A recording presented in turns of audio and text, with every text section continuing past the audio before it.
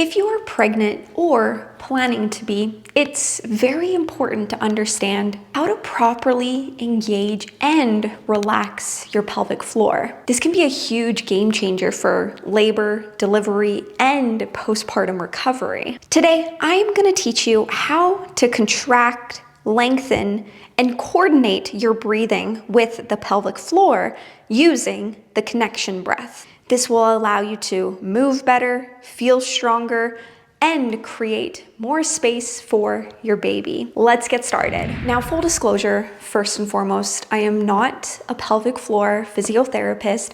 So if you're struggling with implementing any of these things that I'm talking about today, or if you experience any pain or pelvic floor dysfunction, I highly recommend you go visit a pelvic floor physiotherapist.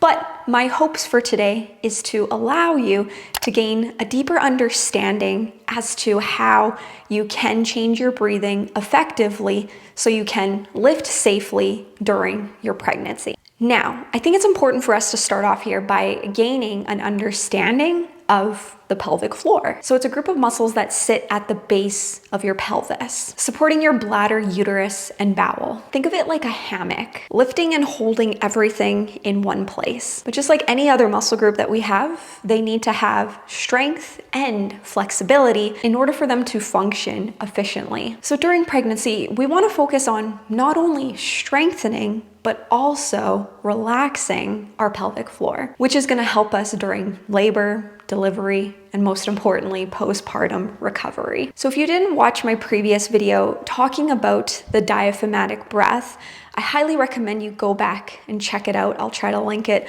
somewhere up here for you to go view.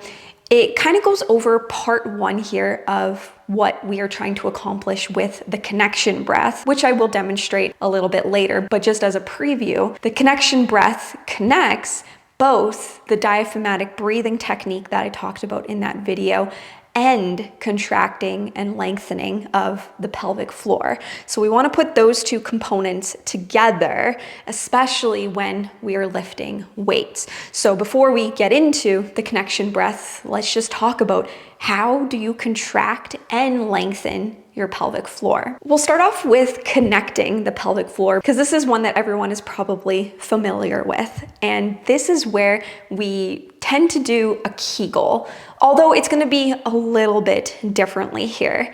With the Kegel, as we have all been taught, right? This is where you're trying to stop yourself from peeing. You're just squeezing really, really, really hard, right? That's you contracting your pelvic floor. Yes, of course, that is what we essentially are going to do, but we don't want to be squeezing that hard. You know, when we are taught to do that, we're squeezing on for dear life. Think of it like an RPE 8.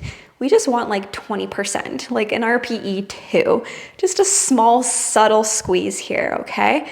That's what we want to try to accomplish when we are contracting our pelvic floor. So a few cues here to keep in mind if you still aren't 100% sure what a Kegel is. So imagine that you are trying to stop yourself from peeing, right?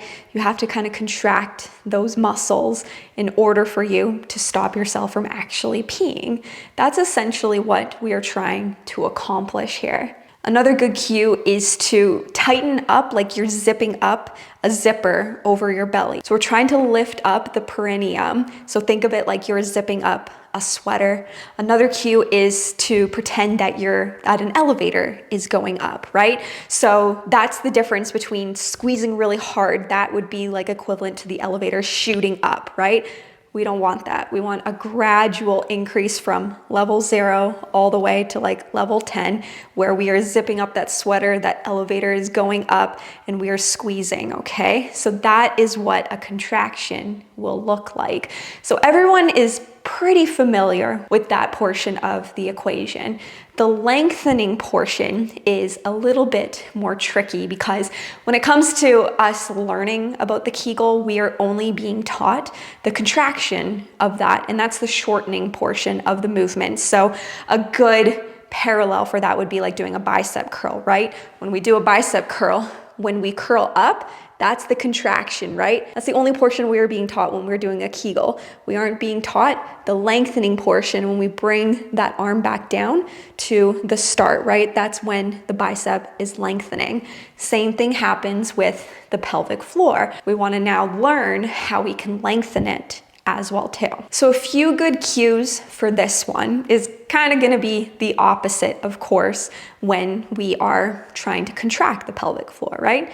Now we want everything to relax. So you know when you like go to the bathroom and you just let everything out, especially if you were really holding it, you know, that's your pelvic floor lengthening. You can also pretend like your vagina is a flower and it's just blooming, it's blossoming, right? That's kind of what we want to focus on. Like our sit bones are opening, right? That's like a flower blooming. That's how we can cue ourselves to lengthen the pelvic floor. You can even try to like picture in your head that your pelvic floor is just relaxing, right? You know, everything is just melting down and you're trying to relax. Don't actually like put your body down like this or anything, but just pretend like that's exactly what's happening with your pelvic floor, and that elevator is going all the way back down to level 0, okay? So those are the cues that we want to keep in mind when we are contracting and then we are lengthening that pelvic floor. Now, I really want to highlight here the importance of learning the lengthening portion of your pelvic floor, because this is the position that is needed during labor. So having that understanding and that body awareness is going to help tremendously when the time comes. Now it's time to put things all together. So very quickly, okay, just to give you a bit of a brief update or a brief overview of what diaphragmatic breathing is, right? So it's also known as 360 breathing. So this is where we want to breathe into our ribs, our belly, and our back. So I go over in that previous video how you can cue yourself to do this, right? So before we do the connection breath itself, you know, let's just get into a position here where we are sitting down on a bench, okay? So I like a hard surface. Some people, they like a stability ball just because they can get some feedback, but I find that this works pretty well for me. So get into a comfortable seated position here where you're just kind of opening up your butt cheeks. I know this is very invasive video here. That's okay. We're getting comfortable with all of this. And we want to be sitting on our sit bones, okay? We don't want to be sitting back on our tailbone. We don't want to be sitting forward on our pubic bone. We want to be centered with our sit bones, okay? I have my feet a little bit further forward and we're going to sit upright. First and foremost, we're going to do diaphragmatic breathing, okay? So we're going to put one hand on our rib and one hand on our stomach. And this just allows us to get feedback to ensure that the breath is going to the correct areas, okay? So we don't want it in our chest. We don't want it just in our belly. We want it in our ribs, our stomach, and our back, okay? So don't worry about anything with the pelvic floor right now. We're just gonna focus on breathing correctly, okay? So breathe in. And you should feel your hands expanding away from you, okay? That's how you know you're breathing into the correct areas. And then when you breathe out, your hands are gonna come closer together, okay? So my chest isn't moving up and down at all. So let's just do like 2 sets of 5, okay? So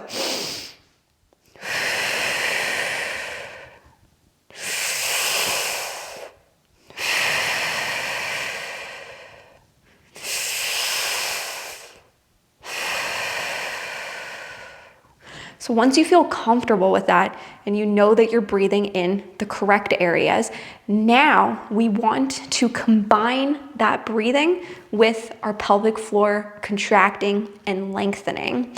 So when we breathe in, that is when your pelvic floor is going to lengthen, okay? This gives you an opportunity to relax, you know, open up your sit bone. That's why we're sitting like this, so we can kind of get some feedback with us sitting on the bench.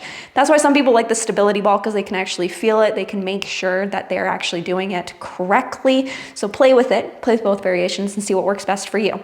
And then when we breathe out, that is when our pelvic floor is going to contract. So that's when that elevator is going to go up, okay? So it's connected this way. So when we breathe in, right? Yeah, when we breathe in, we're relaxing, so the elevator is going out. When we breathe out, we're contracting, so the elevator is going up, okay? So that's the idea with the connection breath here. So let's put our hands back on our ribs and on our stomach, and we're gonna breathe in and we're gonna relax our pelvic floor. And we'll breathe out and the elevator is gonna go up. So again, we're trying to stop ourselves from peeing. I would squeeze your anus as well too at the same time. We're trying to close that sit bone and we're gonna go up, but don't squeeze too hard, okay? You know, your pelvic floor, especially as you get further along during pregnancy, it's already overloaded with work with the extra weight that it's carrying. So you don't wanna squeeze too hard. It's just a subtle squeeze here. If you need to in the beginning at first, just to make sure that you are doing it correctly, that's totally normal and that it kind of makes sense, but it's not a habit that you want to carry over with you, especially when we integrate this type of breathing when we go to lift weights, okay? So let's do it again, okay? Because it kind of feels counterintuitive in your head. You really have to think about it, and this is where a physical therapist might be helpful just to give you some additional cues for yourself, okay? And they actually do like an analysis to make sure that things are firing correctly, so it can be very beneficial if, you know, like I said, what I'm mentioning here, what I'm going over here, it's just not jiving, it's not working, it's not clicking. That's okay. Okay, let's try again. So hand on rib and stomach. We're gonna breathe in and relax our pelvic floor. Breathe out and contract.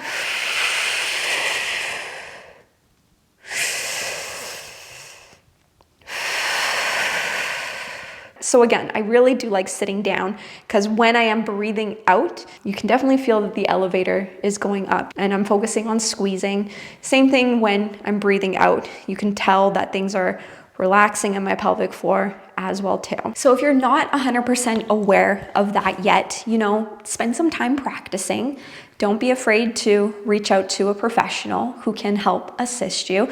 Even just one session can probably make a huge difference. But I would spend some time doing this exercise to try to make sure that you are learning the movement patterns and it's feeling a little bit more automated. Implement that into your warm-up routine. And then as you get more and more comfortable with it, this is when you want to start to apply this type of breathing when you are lifting weights. This pattern of breathing is going to support your core, it's going to support your spine during important movement patterns, which is going to help prevent excessive pressure on your pelvic floor. So maybe you have a lifting background and you're used to breathing and holding your breath. A lot of individuals, especially who have competed in powerlifting or individuals who test their 1 rep max, they implement the breathing technique known as the Valsalva maneuver. And this is where you breathe in, like say you're doing a squat, you breathe in, you hold your breath, you descend, and then you come back up, and then you let your breath out. This is very effective for individuals who do compete in powerlifting and really want to ensure that they are keeping their core and their back nice and strong so they can lift heavy loads.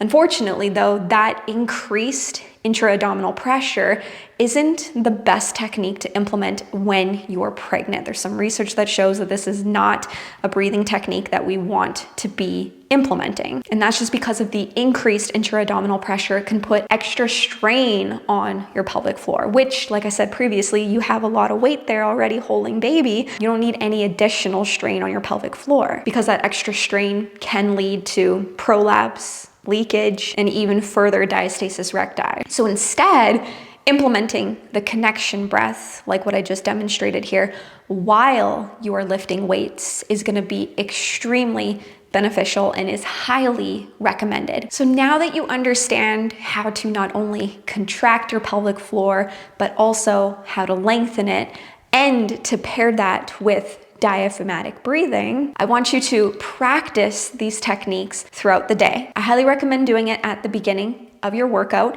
but if you have some time even throughout the day where you're taking a break from work, take 5 minutes just to practice it. The more you practice it, the easier it will get, where it will start to click for you, and it's going to feel much more automated, which is going to be transferable when you are lifting weights.